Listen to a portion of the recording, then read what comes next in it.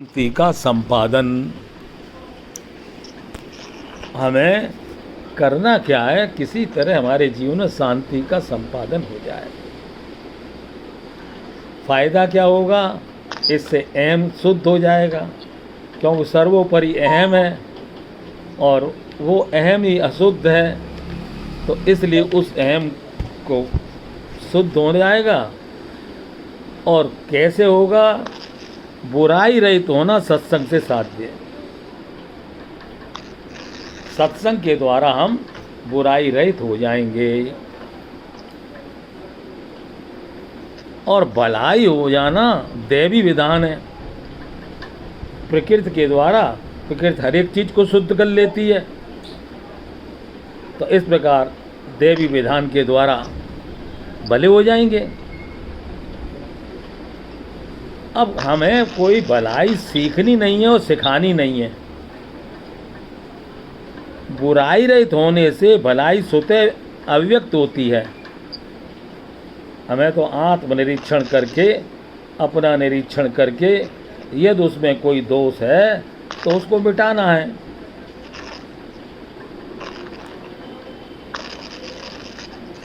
अपनी भलाई का भास हो जाने पर भी भलाई भलाई नहीं रह जाती।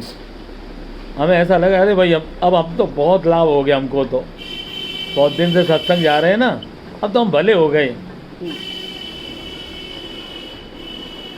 तो वो भलाई नहीं है, बल्कि अहम आ जाता है। हाँ, तब सूक्ष्म रूप से बुराई का जन्म हो जाता है। अहम आ जाता है माने सूक्ष्म रूप से अंदर से हम बुरे हो जाते हैं। उसका अंत करना अत्यंत आवश्यक है। अंदर की बुराई, देखो ऊपर की बुराई तो मिटा दोगे, लेकिन अंदर की बुराई मिटाना, और वो बुराई केवल सत्संग के ही द्वारा हो सकती है।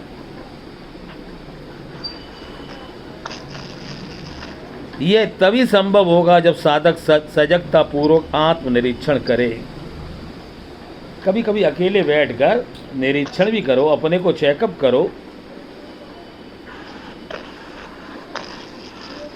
और अपने को समर्पण कर दो। मैं कुछ नहीं हूँ, मेरा कुछ नहीं है, मुझे कुछ नहीं चाहिए, सब कुछ आपका है, मैं भी आपका हूँ। तो अपने को समर्पण कर दो और फिर कुछ समर्पण होने के बाद कुछ देर के लिए शांत हो जाओ। तो शांति का संपादन, आज के सत्संग का हेडिंग है शांति का संपादन। उससे लाभ क्या होगा, अहम शुद्ध हो जाएगा। अहम के माने होता है मैं। हम शुद्ध हो जाएं तब हमारा लाभ है।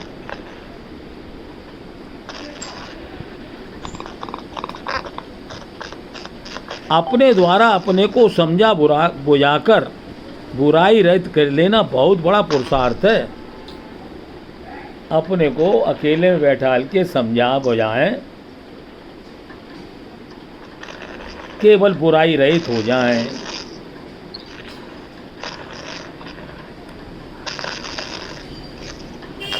यदि ये कह दिया जाए कि मानव जीवन का ये अंतिम पुरुषार्थ है तो अत्युक्त न होगी। बहुत बड़ा पुरुषार्थ है और अंतिम ही काम है ये हमारा। अपनी बुराई देने का ज्ञान अपने में है कि नहीं, बोलो। अपने में अपनी बुराई देखने का ज्ञान अपने में है, पर असावधानी के कारण उसका उपयोग हम दूसरे की बुराई देखने में करते हैं, भूल से, असावधानी से, जिसका बहुत बड़ा भाग अपनी कल्पना होती है। अब दूसरे को बुरा समझ रहे हैं, काय के द्वारा, अपनी कल्पना के द्वारा, अब अंदाज से, लेकिन वास्तविकता नहीं है कि वो बुरा है।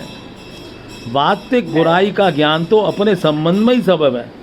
असलियत की बुराई यदि पता करनी है तो अपनी ही पता चलती है, और उसी से साधक सदा के लिए बुराई रहित होकर सभी के लिए उपयोगी हो जाता है। अब हमें ये जीवन मिला किसके लिए, सभी के लिए उपयोगी होने के लिए, अपने लिए उपयोगी होने के लिए है, और जगत के लिए, परिवार के लिए उपयोगी होने के लिए। तो इस मांग की पूर्ति अवश्य होती है। अचाह हुए बिना जीवन उपयोगी हो नहीं सकता। यह जीवन को उपयोगी बनाना है तो अचाह होना, अचाह होने की स्वाधीनता अपने को प्राप्त है। अचाह होने के लिए हमें कोई हो तो ना, हमें मालूम है हम कुछ नहीं चाहेंगे तो अचाह हो जाएंगे। अचाह होना ही जीवन में मृत्यु का अनुभव करना है। जैसे ही हम अचाह हुए तो हमें जीवन मिल गया और हमें मृत्यु का भी पता चल गया कि हम क्यों जाते थे मृत्यु में, बोले चाहना के कारण। हमें मृत्यु लोक में क्यों ले जाते थे, हम संसार में क्यों जाते थे, चाहना के कारण ना।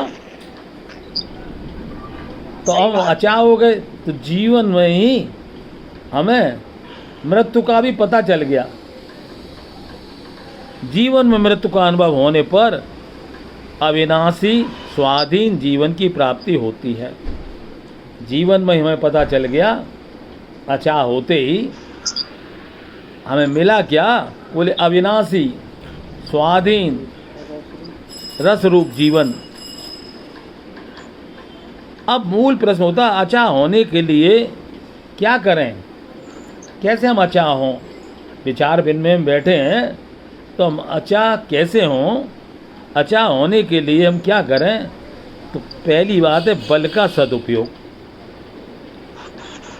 ज्ञान का आदर एवं आस्था श्रद्धा पूर्वक विश्वास से निर्विकल्पता अनिवार्य करें।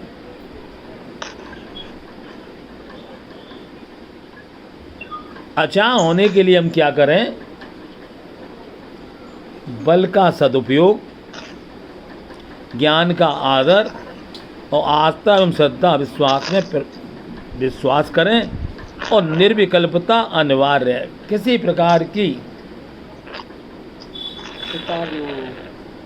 निर्विकल्पता का मतलब किसी प्रकार की चाहना ना हो, कोई विकल्प नहीं है, ऐसे नहीं ऐसे, बस एक ही बात है, हमें अचाह होना है, अचाह हम हैं। तो उसके लिए फिर से बताते हैं क्या करना होगा, बल का सदुपयोग, ज्ञान का आदर और आस्था श्रद्धा विश्वास हाँ, बल के सदुपयोग से प्राप्त परिस्थिति का सदुपयोग नियत है। यदि हम बल का सदुपयोग करेंगे तो जो भी परिस्थिति हमें आएगी उसका हम उपयोग कर लेंगे, सदुपयोग हो जाएगा। ज्ञान के आदर में अवस्थातीत जीवन की प्राप्ति, यदि हमने ज्ञान का आदर किया तो इधर वस्तु व्यक्ति परिस्थिति अवस्था में पड़े थे, लेकिन ज्ञान ने हमको अवस्था से बिल्कुल उधर पहुंचा दिया जीवन की ओर। तो अवस्था अतीत जीवन की प्राप्ति होती है।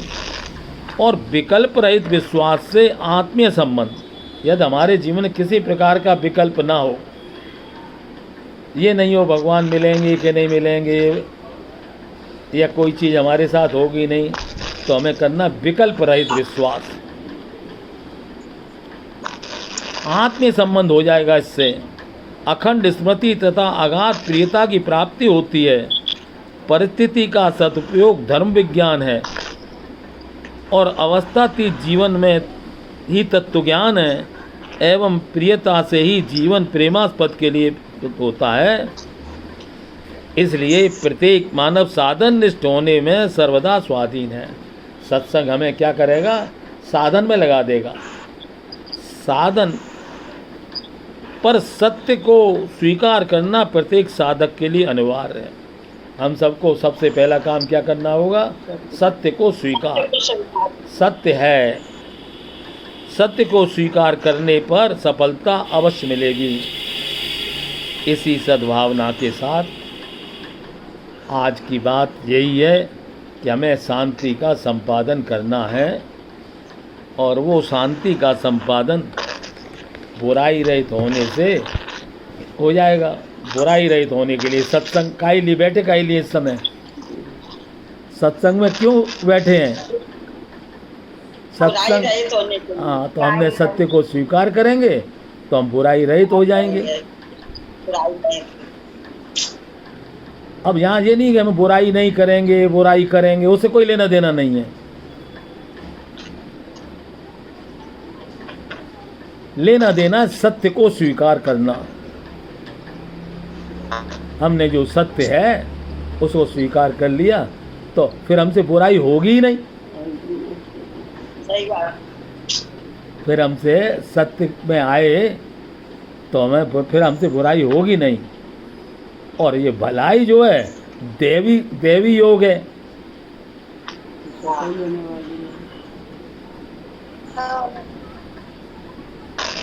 इसलिए भलाई सीखी नहीं जाती और सिखाई नहीं जाती। इसके कहीं स्कूल नहीं लगे हैं।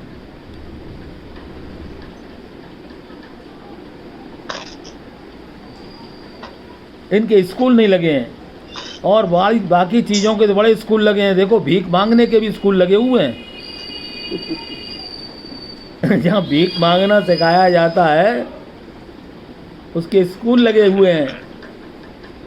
ऐसे ही भागवत को पढ़ने और पढ़ाने के भी स्कूल लगे हुए हैं। सारी चीज़ों के लिए स्कूल लगे हैं। लेकिन भलाई के कई स्कूल लगे हो तो बताओ कहाँ भलाई में? तो इसलिए ये सीखी भी नहीं जाती और ये सिखाई भी नहीं जाती। बुराई तो भलाई सीखा हमसे। बस बुराई रहित हुए नहीं तो भलाई तो अपने आप हो जाएंगे। और सावधानी ये करनी पड़ेगी, दूसरे की बुराई नहीं देखनी पड़ेगी। हाँ। बुराई रहित होना अत्यंत आवश्यक है। इसलिए इस बुराई शब्द को हम लोग अपनी भाषा में जब बोलते हैं, निर्विकल्प होना बहुत ज़रूरी है। असंग होना बहुत ज़रूरी है। निर्विकल्पता, असंगता और फिर आत्मीयता, अपनापन। तो जब जीवन में ये दिव्यताएं आती हैं तो ये कहाँ से आई? बोले केवल सत्संग के ही द्वारा। और पता कैसे चला कि आ गई कि नहीं आ गई? तो पता हमको ऐसा चला कि हमारा अहम रूपी अणु शुद्ध हो गया, शांति आ गई। अब जिसको हम लोग बैठे हैं, जिसको शांति हो गया ऐसा महसूस होता है तो समझना चाहिए कि हमारा अंदर अहम रूपी सबसे ऊपर जो अहम है वो शुद्ध हो गया। जब शुद्ध हो जाता है अहम जब शुद्ध हो जाता है तो उसे बुखार नहीं आता है? कल हमारे पास मैसेज आया था, भाई साहब हमको बुखार आ गया इसलिए हम सत्संग ज्वाइन नहीं कर पा रहे हैं। तो भैया बाकी सब काम तो तुम ज्वाइन कर रहे हो और बुखार में सत्संग की वजह से, तो बात सही है कि जब हमारे शरीर में किसी प्रकार की तकलीफ होती है तो हमें सत्य भी सुहाता नहीं है। सत्य भी सुहाता नहीं है। सत्य हमको कब सुहाता है? जब हम सत्य को स्वीकार कर लेते हैं। इसलिए सत्संग में आना जाना सत्य नहीं है, वो तो एक प्रकार की क्रिया है। सत्य तो वास्तव में क्या है? आदि सत्य, जुगाद सत्य है भी सत्य नानका। हमें ये बात होनी चाहिए, सिवाय सत्य के कुछ है ही नहीं। जो कुछ मैं देखता हूँ, ना स्त्री देखता हूँ ना पुरुष देखता हूँ, उसमें बैठे हुए सत्यनारायण भगवान को देखता हूँ। जो कुछ हमें दिखाई देता है वो क्या है? वो सत्य नामक परमात्मा है और वो हर जगह मौजूद है। वो हर जगह मौजूद है। अब उस मौजूदगी की पता कैसे चले?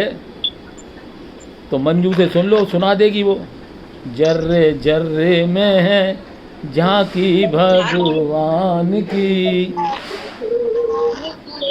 सोच वाली आँख ने पहचान ले, जरे जरे में है झांकी भगवान की, किसी सोच वाली आँख। यही मानव का वास्तविक मांग है। हम लोग चाहते हैं कि ये हमारा जीवन है, सबके काम आ जाए। इस मांग की पूर्ति अवश्य होती है। अचाह हुए बिना जीवन उपयोगी हो नहीं सकता। ये जीवन उपयोगी जब ही हो सकता है जब हम किसी प्रकार की चाहना न रखें।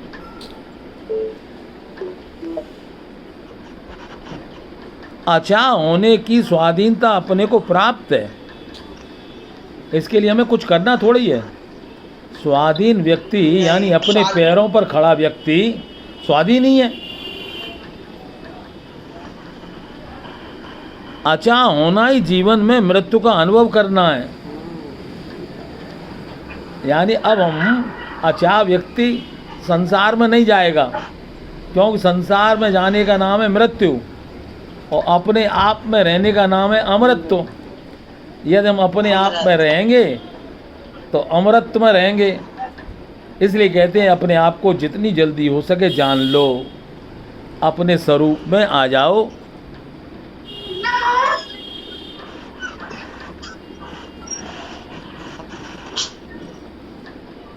परिस्थिति का सदुपयोग धर्म विज्ञान है। यदि हमें धर्म का पालन करना है तो परिस्थिति का सदुपयोग। अवस्थातीत जीवन में तत्व ज्ञान, इन अवस्थाओं से बचो। वस्तु, व्यक्ति, परिस्थिति, अवस्था, इनसे अतीत जाएंगे तो वहाँ हमें तत्व ज्ञान मिलेगा। अपने में तत्व ज्ञान भी है। और प्रियता से जीवन प्रेमास्पद के लिए उपयोगी हो जाएगा। प्रेमास्पद, तो हमारे पास प्रेमास्पद भी है, तो इससे जीवन सबके लिए उपयोगी हो जाएगा। अब जब प्रेमास्पद है तो हमें आत्मज्ञान कैसे हो, हमें ये पता होना चाहिए कि हम कौन हैं। तो हमारे पास प्रेमास्पद है तो इसका मतलब हम प्रेमी हैं। हम प्रेमी हैं और वो प्रेमास्पद हैं। अब पता कैसे चले? प्रेम करो तब ना। प्रेमी, प्रेमास्पद और प्रेम। अब ये प्रेम कैसे करें? बोले सबसे करो, किसी एक से नहीं।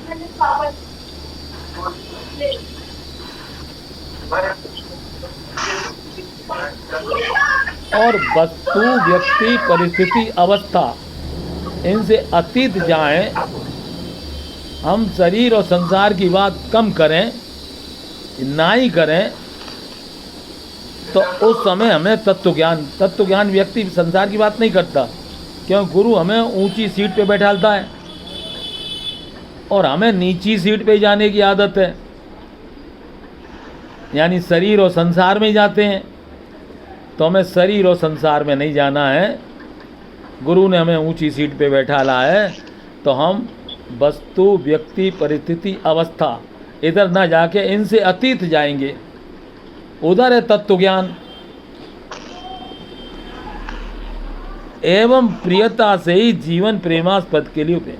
अब केवल हमको एक ही काम है, प्रियता। अब ये प्रियता के 3 रूप हैं। घर परिवार के लिए प्रियता का रूप है सेवा। प्रियता का एक रूप है सेवा, यानी परिवार के साथ हम सेवा को अपनाएं। प्रियता का एक विचारात्मक रूप है, उसका नाम है ज्ञान, त्याग। तो उधर सेवा हो गई जगत की और त्याग हो गया अपना। और प्रियता का वास्तविक जो रूप है प्रेम, वो जो प्रेम है वो हमें प्रेमास्पद से मिला देगा, यानी हमारा जीवन सफल हो जाएगा। तो इसलिए स्वरूप में आना बहुत ज़रूरी है और स्वरूप को जान लेना ज़रूर है। रोज़ रोज़ सुनते हैं स्वरूप क्या है? बोले उदारता। स्वरूप क्या है? स्वाधीनता। स्वरूप क्या है? रसरूपता। तो जब ये हमारा स्वरूप है उदारता, तो ये प्रैक्टिकल तो होना चाहिए। उदारता प्रैक्टिकल होनी चाहिए। स्वाधीनता यानी अचा प्रैक्टिकल होना चाहिए, अपनी कोई चाहना नहीं है। अर्थ न धर्म न काम रुच, गत न चाहो निर्वाण, मुझे मुक्ति भी नहीं चाहिए, अचा है हम तो इस प्रकार तीनों चीज़ें हैं, एक ही चीज़ है, प्रेम। तो इसलिए प्रेम के तीन रूप हैं, क्रियात्मक रूप सेवा, विचारात्मक रूप ज्ञान और भावात्मक रूप प्रेम। तो मानव जीवन की जो पूर्णता है वो सेवा, त्याग और प्रेम में है। अब वो जो सेवा, त्याग और प्रेम में है। सेवा का संबंध निकटवर्ती के लिए है, त्याग का संबंध स्वयं के लिए है, यानी अहम को अभिमान शून्य करना है।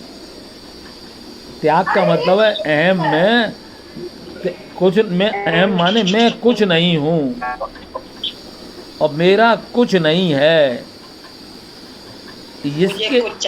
इसके लिए सत्संग से ही साध्य है। ये अहम शून्यता हमारे जीवन में साध्य है सत्संग के द्वारा। तो इस प्रकार शांति का संपादन से अहम शुद्ध होता है। इसलिए जितनी देर शांत रहो, जितना शांत रह सकते हो।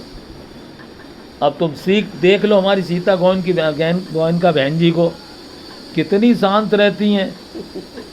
एक घंटे के लिए तो हमारे साथ सत्संग में रहती हैं, और हमने तो इनके घर भी जाके देख लिया है, एकदम शांत रहती हैं।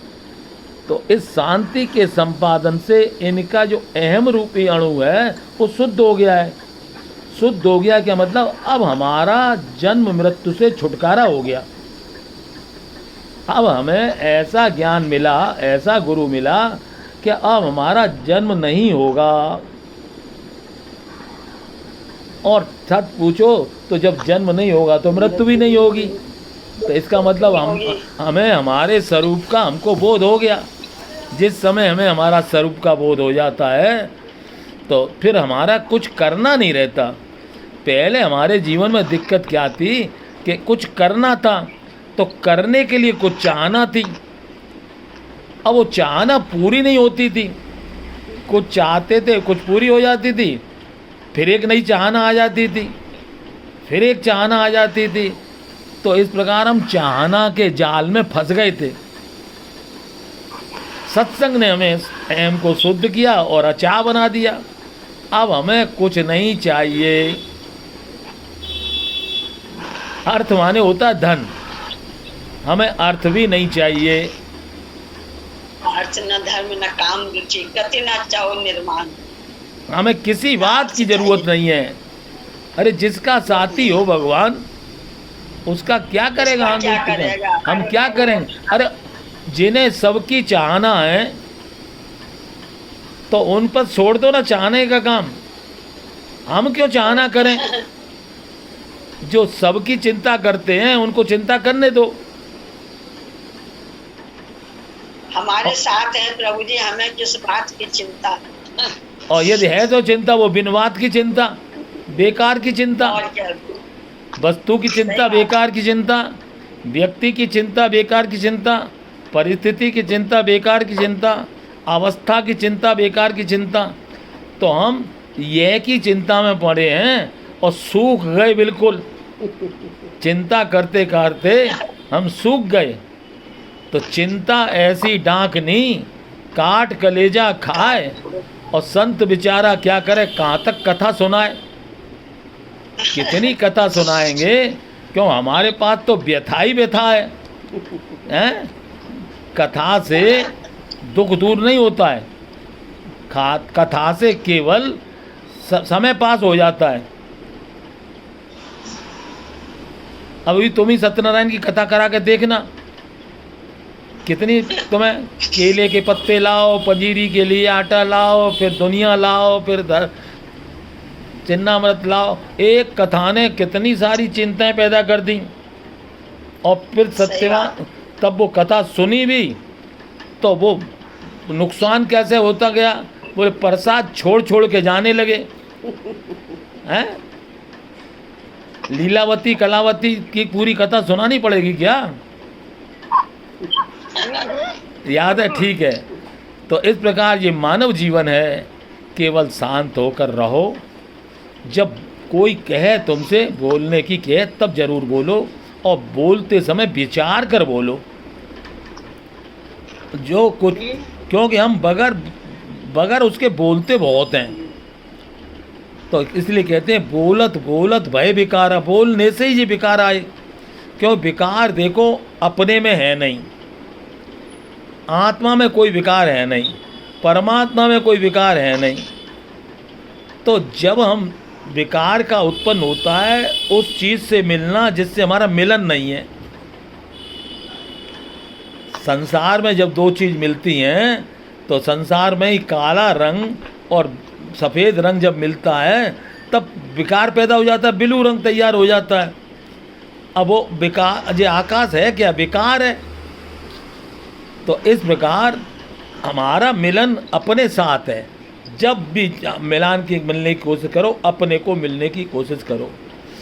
अब हमारे अंदर क्या है, बड़ा सुनने को तैयार है, अरे वो बीमार हो गए, चलो मिलने चलो मिलने चलो मिलने चलो। वो तो अपने मारे परेशान है और उसके घर वाले उसके कारण परेशान हैं, और जो मिलने वाले और चैन नहीं लेने देते हैं। और हम पूछते हैं क्या क्यों जाते हो? बोले भाई साहब सहानुभूति के लिए भी ना जाएं। अब कम से कम विचार तो करो, तुम तो खाली सहानुभूति के लिए जा रहे हो, उसको कितनी बड़ी आफत हो जाती है। क्योंकि वो तो खुद तो बेचारा बीमार है, और वो बीमार होने के कारण खुद तो कुछ कर नहीं सकता, लेकिन अंदर ही अंदर एक चाहना लिए बैठा है, ये मेरे रिश्तेदार आए हैं, बहू जरा चाय लेके आना, कुछ नाश्ता ले। अच्छा वैसे तो बीमार हैं और चाहना के लिए सही हो गया। इसलिए भैया अब अपनी तरफ से अच्छा हो जाओ, क्योंकि कुछ जिम्मेदारी बहू की भी है, कुछ जिम्मेदारी संसार की भी है। सारी जिम्मेदारी तुमने ही थोड़ी लो लिए, सारा बोझा लेकर कहाँ जाओगे? अपना बोझा धीरे धीरे हल्का करो। बोझा जैसे जैसे हल्का होगा तो अच्छा हो जाओगे, शांत हो जाओगे। तो इस प्रकार ये मानव जीवन है। आज का मतलब है शांति का संपादन करना और अपना सुधार अपने आप करना। ओम हरि।